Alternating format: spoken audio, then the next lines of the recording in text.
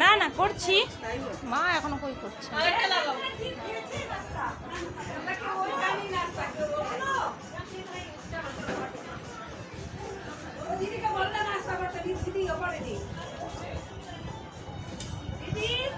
আরে পরে হবে, চা প্রসাদ খাই, নাস্তা প্রসাদ নাও পরে লাঙ্গল করবে তো, এরা হবে লাঙ্গল করবে তো।